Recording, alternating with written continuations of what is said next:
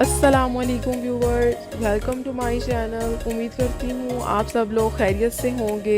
Viewers, आज मैं आपके साथ कैलामॉक्स ड्राई सस्पेंशन के बारे में कंप्लीट इंफॉर्मेशन शेयर करूँगी कि उसको बच्चों में किस तरह से इस्तेमाल किया जाता है, उसको किन कंडीशंस में इस्तेमाल किया जाता है, उसके यूजेस और उसको इस्तेमाल करने से क्या साइड इफ़ेक्ट्स हो सकते हैं। तो व्यूवर्स, इसके बारे में तमाम इंफॉर्मेशन जानने के लिए मेरी वीडियो को एंड तक लाजमी देखिएगा। और जी, जिन्होंने मेरे चैनल को सब्सक्राइब नहीं किया, मैं उनसे गुजारिश करती हूँ कि वो मेरे चैनल को सब्सक्राइब कर लें। व्यूवर्स, कैलामॉक्स सिरप में मौजूद है कोएमोक्सिक्लेव। कोएमोक्सिक्लेव एक बहुत स्ट्रॉन्ग एंटीबायोटिक है, यानी एमोक्सिसिलिन, जो कि हर तरह के बैक्टीरियल इन्फेक्शन को ट्रीट करता है। तो व्यूवर्स, बात करते हैं कि इसको किन कंडीशंस में बच्चों में इस्तेमाल किया जाता है। कैलामॉक्स सिरप को बच्चों में हर तरह के इन्फेक्शन को ख़त्म करने के लिए इस्तेमाल किया जाता है, जिस तरह नाक, कान, गले के इन्फेक्शंस में, उसके साथ साथ इसको स्किन इन्फेक्शंस में और अपर रिस्पायरेटरी ट्रैक्ट इन्फेक्शंस में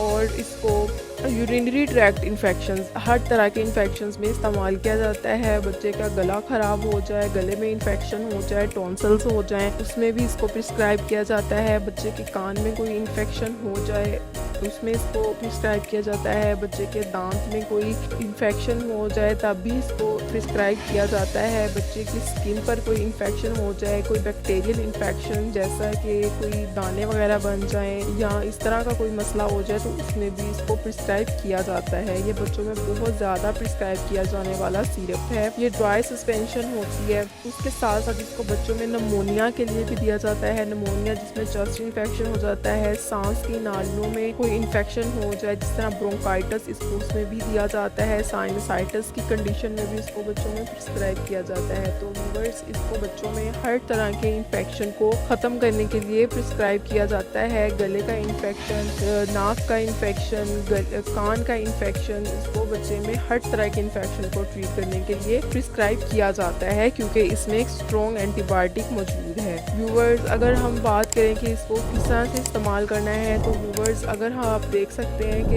इसकी बोतल है, इसके ऊपर एक लेबल बना हुआ है और बोतल के अंदर एक ड्राई पाउडर मौजूद है।